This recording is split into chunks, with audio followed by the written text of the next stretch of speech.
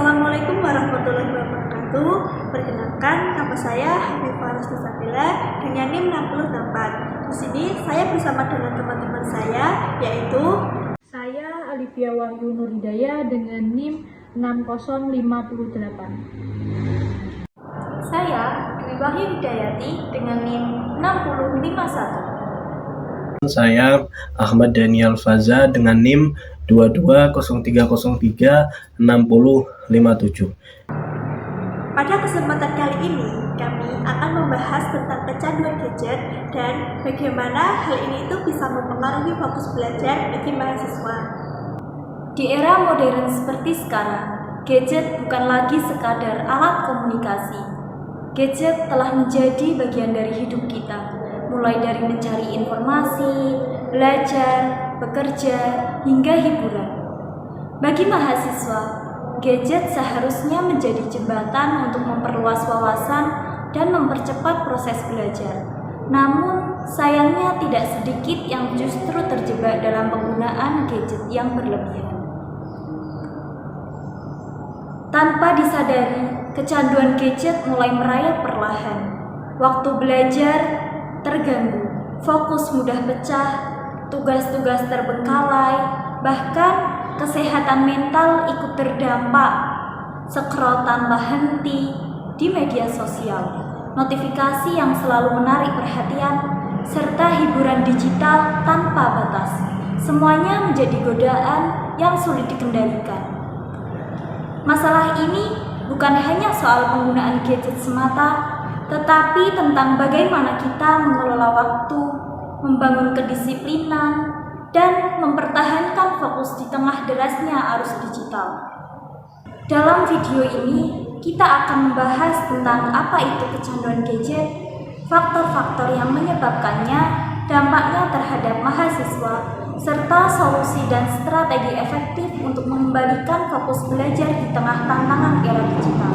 Saya di sini akan menjelaskan tentang definisi kecanduan gadget dan kecanduan digital yang marak terjadi pada anak muda generasi bangsa Indonesia.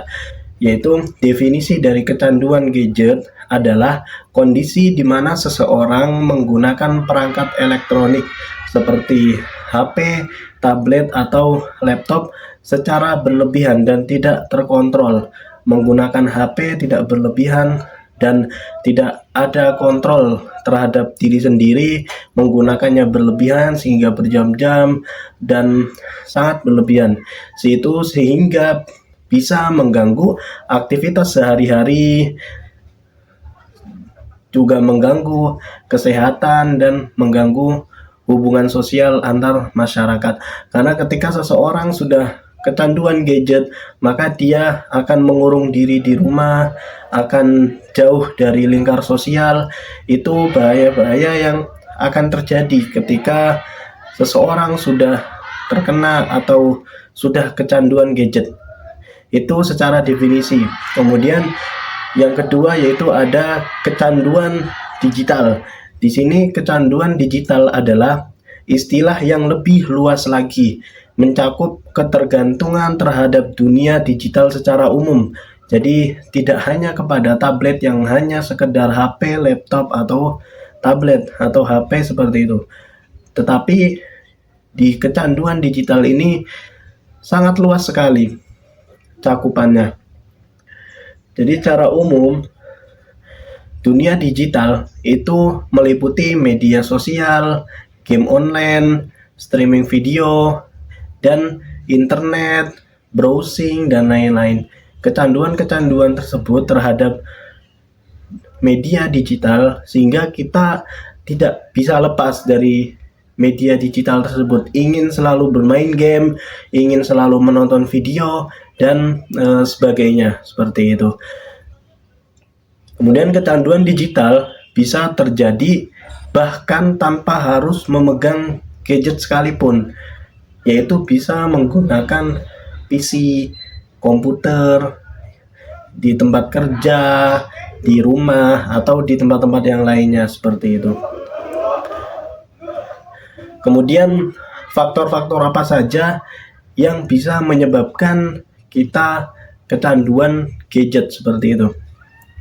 Jadi ada beberapa faktor yang akan dijelaskan. Yang pertama yaitu faktor penyebab kecanduan gadget. Yang pertama adalah akses yang mudah dan tanpa batas. Anak kecil, masih balita, belum SD, sudah mempunyai HP, bermain HP dengan tanpa pengawasan, dan lain-lain. Sehingga akses tersebut sangat tidak bisa terkontrol gitu, tidak dikontrol, tidak diawasi. Nah, itu bisa berbahaya. Oke. Kemudian yang kedua yaitu fitur dan konten yang dirancang untuk menarik aplikasi media sosial. Fitur-fitur yang dikembangkan di media sosial sangat menarik bagi anak kecil terutama atau para remaja, dengan menonton warna yang begitu banyak sehingga menonton video tidak mudah lelah, sehingga terus-terusan pengen menonton video. Kemudian ada bermain game. Anak-anak muda sering sekali bermain game karena seru dan beragamnya game yang ada di gadget. Kemudian yang kedua yaitu fitur dan konten yang dirancang untuk menarik aplikasi media sosial. Fitur-fitur yang dikembangkan di media sosial sangat menarik bagi anak kecil terutama atau para remaja, dengan menonton warna yang begitu banyak sehingga menonton video tidak mudah lelah, sehingga terus-terusan pengen menonton video. Kemudian ada bermain game. Anak-anak muda sering sekali bermain game karena seru dan beragamnya game yang ada di gadget. Kemudian yang kedua, memang kurang. Kali ini saya akan membahas tentang pengaruh media sosial dan hiburan digital dalam kehidupan kita sehari-hari. Seperti yang kita tahu, kedua hal ini tidak terpisahkan dari aktivitas kita sehari-hari, baik dalam berkomunikasi, belajar, bekerja, hingga saat kita sedang bersantai. Yang pertama yaitu pengaruh media sosial. Media sosial telah merevolusi cara kita untuk berinteraksi. Dengan media sosial, kita bisa terhubung dengan teman, orang tua, saudara, hingga orang yang baru kita kenal dengan hanya menggunakan sentuhan jari saja. Hal ini dapat membuka peluang besar dalam hal bisnis dan edukasi. Banyak pelaku usaha kecil yang kini mempromosikan usahanya itu menggunakan media online, tentu dengan biaya yang lebih rendah. Dan kini juga kita bisa belajar banyak hal melalui konten edukasi yang kita bisa lihat di TikTok, Instagram, YouTube, dan media sosial yang lainnya. Namun, media sosial ini juga memiliki beberapa tantangan. Salah satunya yaitu kecanduan yang bisa mengganggu produktivitas kita dan kesehatan mental kita.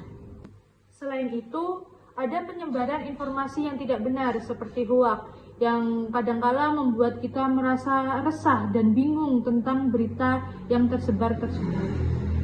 Tekanan sosial juga sering muncul ketika kita membandingkan kehidupan kita dengan kehidupan orang lain yang tampak sempurna di media sosial, sehingga dapat menimbulkan stres dan rasa tidak percaya diri. Yang kedua yaitu pengaruh hiburan digital. Di sisi lain, hiburan digital ini telah mengubah cara kita untuk menikmati waktu luang yang kita miliki.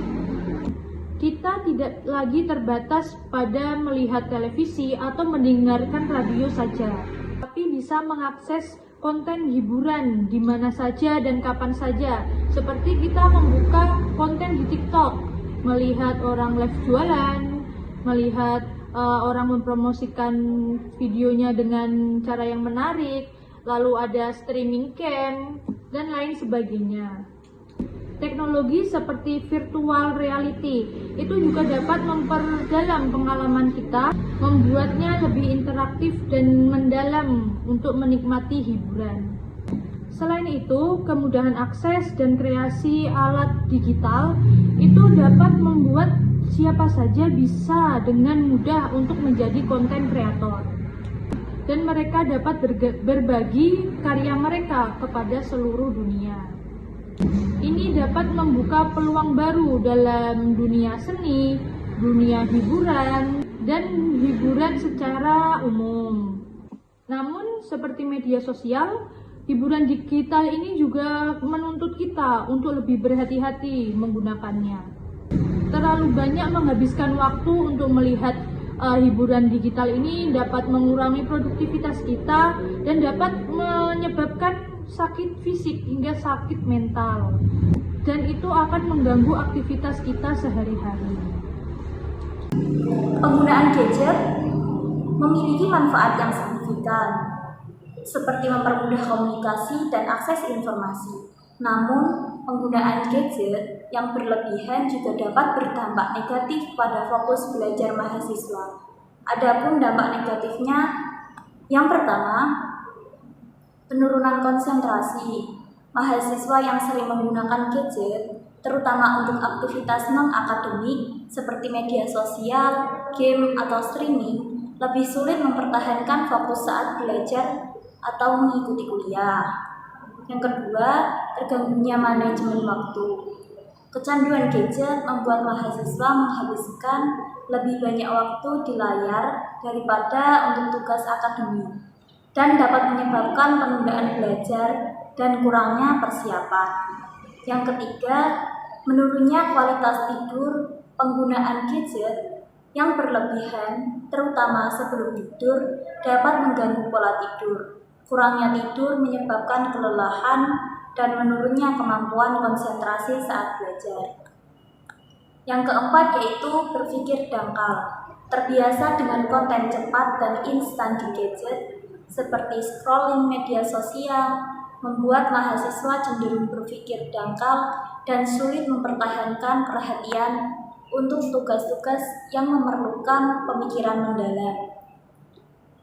Yang kelima, menurunnya prestasi akademik. Karena fokus belajar terganggu, tugas-tugas dikerjakan kurang maksimal, kemudian memahami materi jadi lebih sulit, yang akhirnya berdampak pada nilai akademik. Yang keenam yaitu stres dan kecemasan. Kecanduan gadget juga dapat meningkatkan stres dan kecemasan, terutama saat mahasiswa merasa bersalah karena banyak waktu terbuang atau keteteran tugas. Yang ketujuh, keterbatasan interaksi sosial di dunia nyata. Terlalu asik dengan gadget membuat mahasiswa lebih jarang berinteraksi. Rata-rata mahasiswa saat ini menghabiskan lebih dari 6 jam per hari untuk menggunakan gadget di luar keperluan belajar. Tak heran jika banyak yang merasa sulit berkonsentrasi saat kuliah, mudah terdistraksi saat mengerjakan tugas, bahkan mengalami penurunan motivasi akademik. Lantas, bagaimana kita bisa mengatasi masalah ini? Ada beberapa solusi dan juga strategi yang bisa dilakukan. Langkah pertama adalah membangun kesadaran diri. Mahasiswa harus jujur mengakui bahwa penggunaan gadget yang berlebihan memang berdampak buruk. Tanpa kesadaran, perubahan hanya menjadi niat tanpa tindakan. Mulailah dengan mengevaluasi beberapa lama waktu yang dihabiskan untuk hal-hal yang tidak produktif. Apa saja aplikasi yang paling sering mengalihkan perhatian? Langkah kedua adalah membuat batasan penggunaan gadget. Buatlah jadwal penggunaan. Misalnya, tentukan jam tertentu untuk membuka media sosial dan juga di luar itu, fokus pada belajar atau aktivitas lain.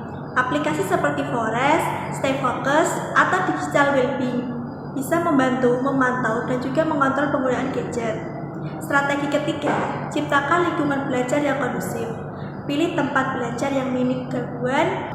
Saat belajar, letakkan ponsel di luar jangkauan atau gunakan mode pesawat bila perlu.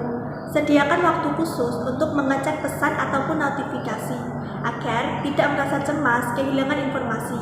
Langkah keempat, isi waktu dengan kegiatan positif selain gadget.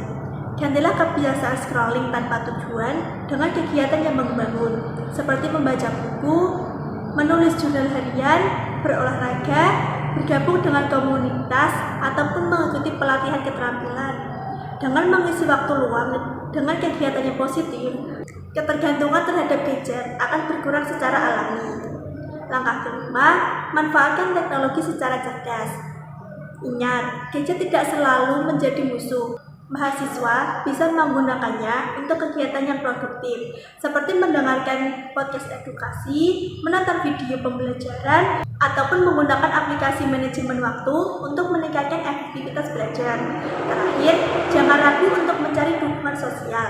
Bicarakan kepada teman, keluarga, ataupun konselor kampus tentang tantangan dalam mengontrol penggunaan gadget. Dengan adanya dukungan, mahasiswa tidak merasa berjuang sendirian. Bahkan, membuat kelompok belajar bebas gadget bersama teman-teman bisa menjadi langkah kreatif untuk saling menguatkan. Semua perubahan ini tentu tidak terjadi dalam semalam, perlu proses, komitmen, dan juga konsistensi.